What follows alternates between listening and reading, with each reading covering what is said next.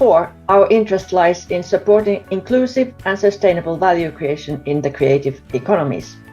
This means looking into the ways creative freelancers and entrepreneurs may address different goals, for example, artistic, societal, and monetary goals simultaneously, to do what they love and what is important for them in ways that are also sustainable, enabling at least a decent living, but possibly also pursuing wealth. This involves identifying what are the different values pursued, how they can coexist, and how the potential tensions are resolved. Our findings highlight the need to engage in collective rethinking and remaking of some of the taken for granted beliefs and practices around working for free, for example. The results suggest that it is possible to experiment with new opportunities provided by digitalization and to co-create innovations together with collaborators. The creative communities and networks serve an important role and could be further intensified into joint brands and as pools of joint resources. At the heart of the sustainable creative economies is not only the policy actions, but actions of the public. To what extent do we value creative economies to allocate resources into them in different levels of policymaking, but also as paying customers?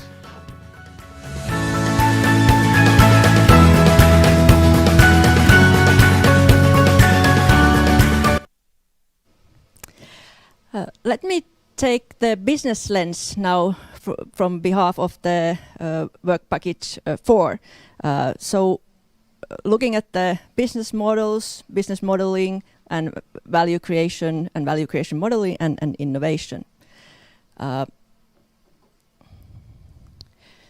So we have been looking at the ways the creative individuals, the professionals, and the organizations aim to create various types of non-economic and economic value for others and for themselves. As we may already know very well, the economic value is not the first goal generally for creatives, yet they operate in the market economy in which money is the medium of exchange, and therefore the reality of making one's living, having a decent livelihood, and is present in their everyday actions. At the same time, economic value for others is present in their talk, in the way they present goals for being affordable for others, offering affordable, accessible services. Enjoyment value stands for aiming at creative freedom, experimentation, entertainment, new experiences, joy of work, and new knowledge. Freedom in creative thinking without any change is a significant value for oneself, but it also involves offering new experiences and contributing to the joy of work for others, for example. Success is if the people I work with are happy, then I'm happy. That's success, is a quote from one of the participants. Social values emphasize the collective aspects of value creation and individual well-being. So here, for example, the co-creation with the audiences and or customers is important. I want to listen very carefully to the institutions so that we can do a difference and create things together with them. Or the goal is to contribute relieving of pain or suffering by offering arts in the hospitals, for example. Harmony value is mostly sought for others. It deals with equality, inclusiveness, societal awareness, wholeness.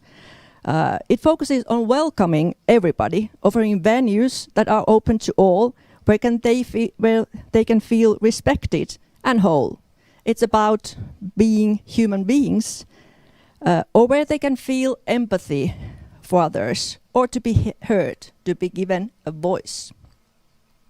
Finally, influence value deals with having autonomy in one's creative decisions, achieving appreciation, publicity, or achieving power, becoming change agents in the society, and promoting, for example, entrepreneurship as a means to making a living in creative economy, becoming role models, empowering others through the example.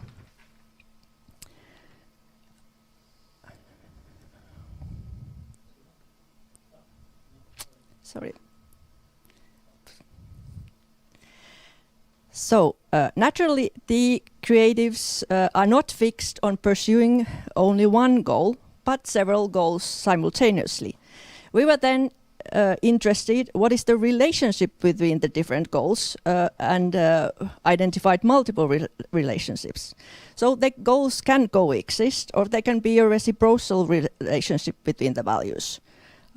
So actually both economic value and enjoyment value are needed or necessary.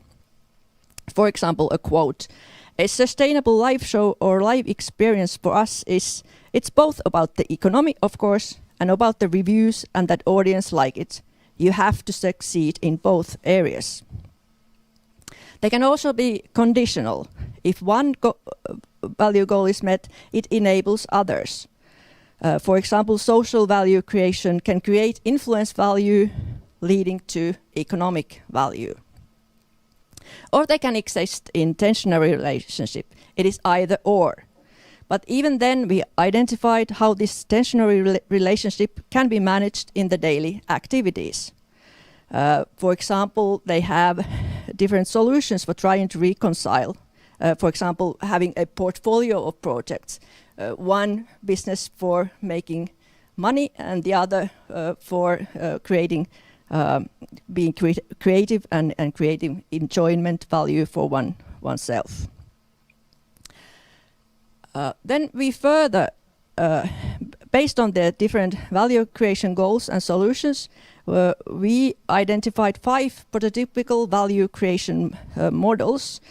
And these can be ascribed along several dimensions, but in line with the DISCE approach, we focused on inclusiveness, here meaning accessibility, and sustainability, and with the VP4, the business lens, focusing on the economical viability. And perhaps here for policy making, it is worth considering the 3 models: the free spirit model, the adaptive value creation model, and the transformative value creation model. So the free spirit model is perhaps something that we recognize from earlier research, where the creative professionals stress creating accessible non-economic value for everyone. They highlight the creative freedom, but accept scarce livelihood for oneself. Therefore, public funding outside is needed. In the adaptive value creation model, the focus is on creating accessible non-economic and economic value for others and for oneself. And here, the creative professionals aim to find solutions to balance between the different goals and to be able to work full-time within the sector. In the middle here in the picture is what we have labeled the transformative value creation model, where the creative professionals look for proper financial compensation for providing non-economic value for others and are set to creating power for oneself and for others to change the rules of the game. And here I will return in a bit. Then we also focused on looking at the professionals in the field through the lens of entrepreneurship. And if we look at entrepreneurship theorizing, creatives are not always considered real entrepreneurs, nor do they self-identify as ones.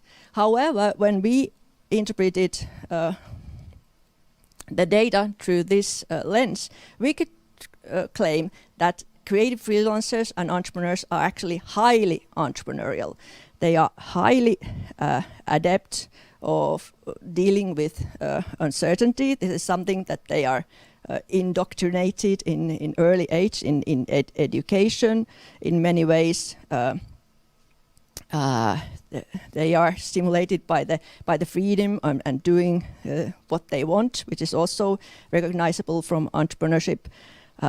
They are also very clever in dealing with scarce resources, so good at entrepreneurial bricolage, making do with limited resources available, and also self-sufficient. So in terms of learning skills such as bookkeeping or coding, so that they can do many things in the business by themselves. They are highly entrepreneurial also in the ways they engage in ongoing experimentation in their activities, and including also their business activities. And lastly, while we know that the COVID-19 pandemic has been devastating to the creative economy, the research participants also identified many benefits. For example, the ability to finish their long overdue education, or having and finding peace of mind in the everlasting Sunday, as one participant claimed. However, or here comes the big but, the sustainability of these highly entrepreneurial activities is called to question by the taken for granted unsustainable creative deal. This set of institutionalized, sticky practices and habits in our society that were also reproduced by the participants, working for free or very low money, using household money to finance the activities, this compartmentalizing the different areas of work, and the juggling between the different jobs was very time-consuming source of stress. And the self-sufficiency, doing everything by oneself, is time away from the key areas outside of one's expertise, and also causes anxiety. However, the networks and the networking enabled some sort of mitigating some of these challenges. They were constantly seeking to complete their skills and knowledge. Here the notion of locality was also important. The knotted web of connections, that the way you are known and you know who to turn to is a very important asset. However, for beginners, this becomes a barrier then. It's important to become known and to get to know the local actors and circles. Here, actually, the private and public administration context can play a role in sort of acting as matchmakers, scene makers, or co-creators in order to sort of help the localities, but also the newcomers to enter the scene. So, policy recommendations to sort of wrap this up. We suggest that the policy actions should not only address the economic value, but understanding the different value creation models that we identified. So it could involve more possibilities to participate and to be heard during the public policy making, possibilities for networking, also new indicators to identify the importance and contribution of the creative economy, and equal treatment of the different sectors in public policy. It can involve also sustainable public support, and in some cases also possibilities for developing business-related skills to foster this ability to see oneself as an entrepreneur, and to sort of use that as a way to consciously think about the different value creation models that could be available. We also suggest, and this is very very difficult to do, but I think it's, or we think it's very necessary to do, is to try to challenge this unsustainable creative deal in creative education, but in our societies at large. So this calls for kind of institutional work, challenging the existing taken for granted norms and ideas. Finally, we borrow a quote from Amabile and Kaire from 2008. One doesn't manage creativity, one manages for creativity. So this deals with policymakers should reflect on whether the actions in place are sort of enabling this managing for creativity, providing necessary spaces and places and access to means, and not trying to sort of manage the creativity by introducing unnecessary restrictions or rules. Thank you very much.